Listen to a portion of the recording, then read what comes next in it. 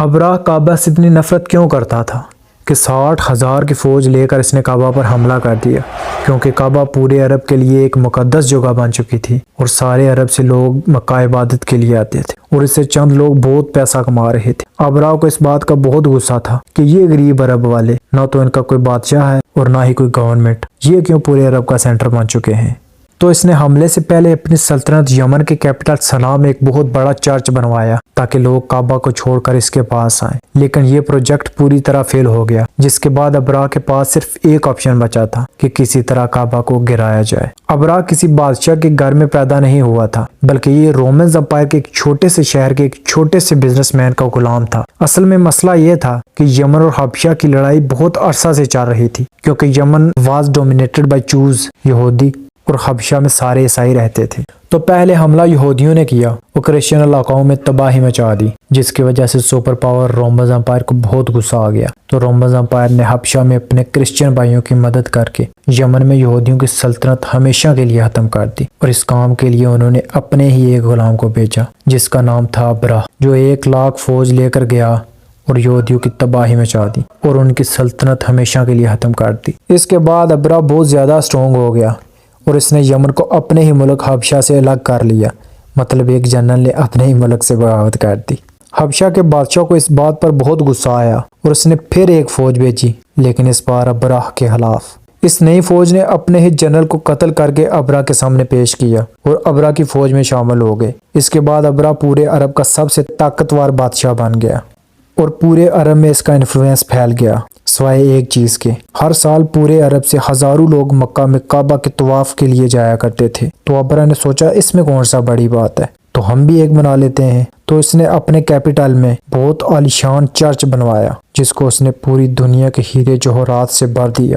یہ بلڈنگ پورے عرب میں سب سے خوبصورت اور عالیشان بلڈنگ تھی۔ عربوں نے اس سے پہلے ایسی کوئی چیز نہیں دیکھی تھی، لیکن کوئی بھی اس کی عبادت کے لیے نہیں آیا اور سب اسی پرانے کعبہ کی طرف جاتے رہے۔ اتنا خرچہ اور اتنا سب کچھ کرنے کے بعد بھی جب ابراہ فیل ہوا تو اس کے پاس صرف ایک آپشن بچا تھا۔ تو اس نے 60,000 لوگوں کی فوج جمع کی اور کعبہ پر حملہ کر دیا۔ ابھی تک جتنی بھی سٹوری ہم نے آپ کو بتائی ہے وہ صرف اسلام میں ہی نہیں بلکہ ہسٹری میں بھی لکھی ہوئی ہے، جو کہ پرانے زمانے کی عربی انسکرپشن سے اٹھائی گئی ہے۔ ان سب میں ابراہ ایک بہت بڑا بادشاہ تھا، لیکن اس کے مکہ جانے کا کوئی بھی ذکر نہیں تھا۔ لیکن ریسنٹ فائنڈنگ میں کچھ ایسی یہودی انسکرپشنز ملی ہیں جس میں کلیئرلی لکھا ہوا ہے کہ ابراہ نے ایک جگہ پر حملہ کیا تھا جس میں اسے بری طرح شکست ہوئی تھی۔ تو اب بڑے بڑے ہسٹوریز بھی اس کو مکہ پر ہی حملے کو قرار دے رہے ہیں، جس میں ابراہ اپنے ساتھ کچھ ہاتھیوں کو بھی لے کر گیا تھا۔ عربیوں کو پتا تھا کہ وہ اس کا مقابلہ نہیں کر سکتے۔ کچھ قبیلوں نے لڑائی کرنے کی کوشش کی، لیکن ابراہ نے انہیں کہہ دیا کہ وہ خون خرابہ نہیں چاہتا، وہ صرف کعبہ کو گرانا چاہتا ہے تاکہ لوگ کعبہ کو چھوڑ کر اس کے چرچ میں آئیں۔ آس پاس سب لوٹنے کے بعد جب وہ مکہ پہنچا تو اس نے ان کے چیف کو بلایا۔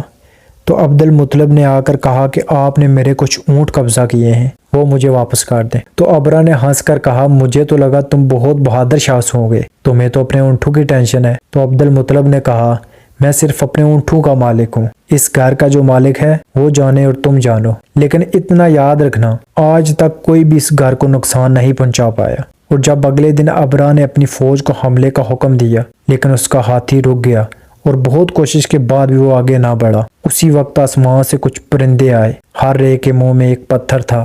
یہ ایسے پرندے تھے کہ اس دن سے پہلے نہ انہیں کسی نے دیکھا اور نہ ہی بعد میں، اور وہ ابراہ کی فوج کو ٹارگٹ کر کر کے مارتے تھے۔ اب اس کو بہت سارے ہسٹوریز نے سمال باکس کی ایک قسم کہا ہے، کیونکہ جیسے ہی پتھر ان کے جسم پر لگتا تو وہ خارش کر کر کے اپنے ہی گوشت کو نکال دیتے، حتیٰ کہ کچھ لوگوں کی ہڈیاں بھی نظر آنے لگی۔ اس حالت میں یہ فوج واپس بھاگی اور ابراہ کی 60,000 کی فوج تباہ و برباد ہو گئی۔ مکہ قریش کی یہ جیت پورے عرب میں پھیل گئی اور قریش عرب کے نئے بادشاہ کے طور پر سامنے آئے۔ اس واقعہ کے بعد پورے عرب سے لاکھوں لوگ کعبہ کے طواف کے لیے مکہ میں اور بھی آنے لگے، اور مکہ میں ہر سال عظیم الشان میلہ سجنے لگا اور ہر آئے دن مکہ والوں کی دولت آسمان سے باتیں کرنے لگی۔ لیکن اس سال ایران کے سب سے بڑے ٹیمپل میں جو آگ سالوں سے جل رہی تھی بجھ گئی، اور اسی دن مکہ میں ایک یتیم بچہ پیدا ہوا جس کا نام تھا محمد مصطفیٰ صلی اللہ تعالیٰ علیہ وآلہ وسلم۔